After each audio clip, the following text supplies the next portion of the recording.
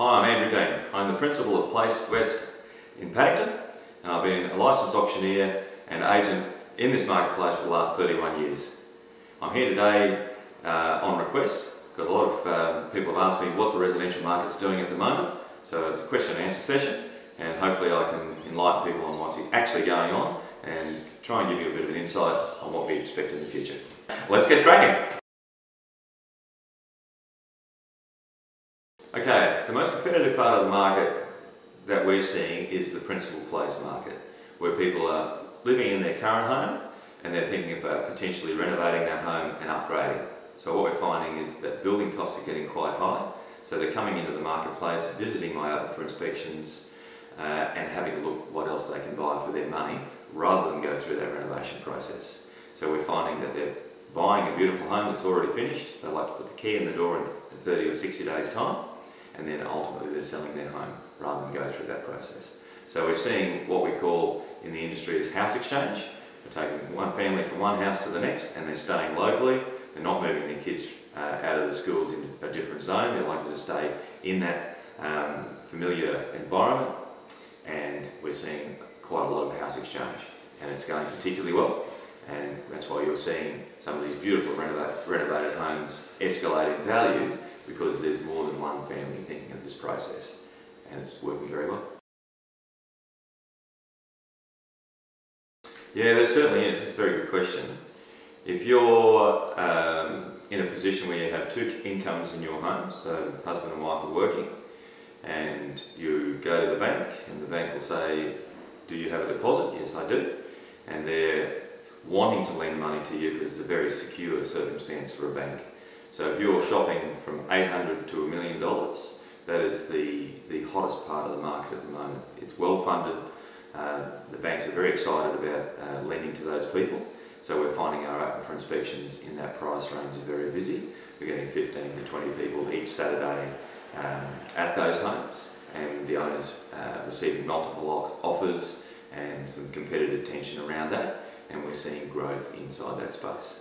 So that's exactly where the market is at its hottest. Okay, well, all the old adages are still relevant. Position, proximity to all amenity, a nice level block of land if that's at all possible. People still like to enjoy the land and the functionality of that land back to their home, so that's very important.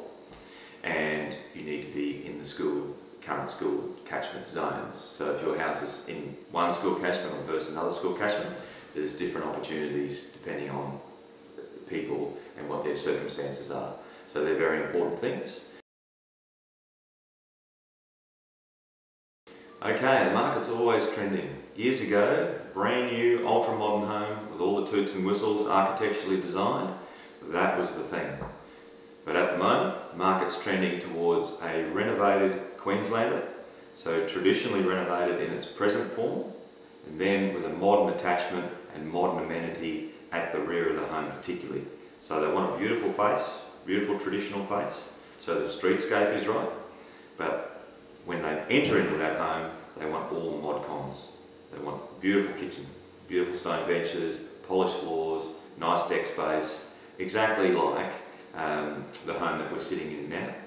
And that is where the market is trending to. So they want all the old world charm, but all the brand new toots and whistles for today's modern living. That is where the market's at. The market is trending from ultra-modern back to traditional Queensland homes, because they're finding that an ultra-modern home or a modern home that was built 5 years ago or 10 years ago today is no longer an ultra-modern home. It's starting to date a little bit. It's aging in its appliances and its features, and trends change. Years ago it was dark tiles, dark bench tops. Now it's very light tiles, light bench tops, a lot of light, a lot of open windows. But a traditional home always has exactly that, the tradition, the warmth, the feel of that home. And if it's done sympathetically to its era, but done beautifully with natural stones and natural tiles and traditional windows and glass, that is absolutely timeless. So when I take a property to market that's like that, top to bottom, it's appealing to the market. Key thing is buying the right location. So if you're close to amenity, walking distance to shops, whether it's Latrobe Terrace, Gibbon Terrace, Rosalie Village, and a reasonable walking distance, so you're not affected by the hustle and bustle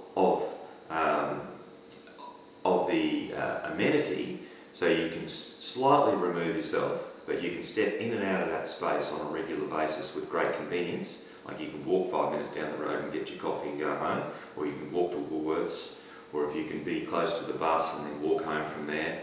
That is absolutely premium for our marketplace.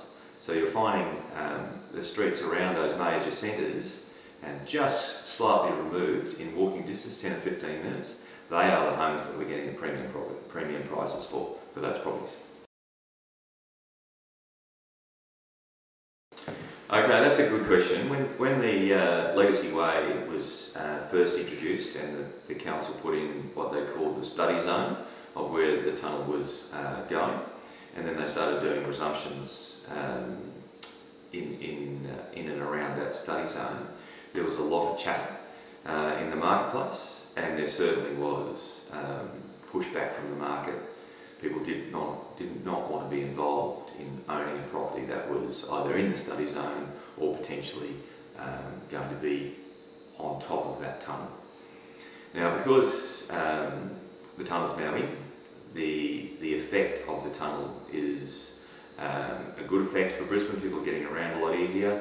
The fear factor has now gone, and those properties are less affected. There still are some people who don't want to buy a home on top of the tunnel, but generally speaking, it's no longer an issue because there hasn't been any trouble with that, and the market is accepting.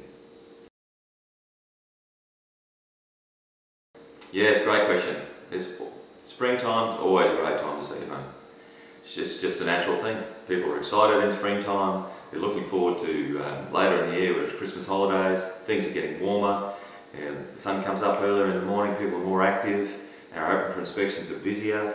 Our phone inquiry increases, and we get traffic from Sydney, Melbourne, and overseas coming back to Brisbane.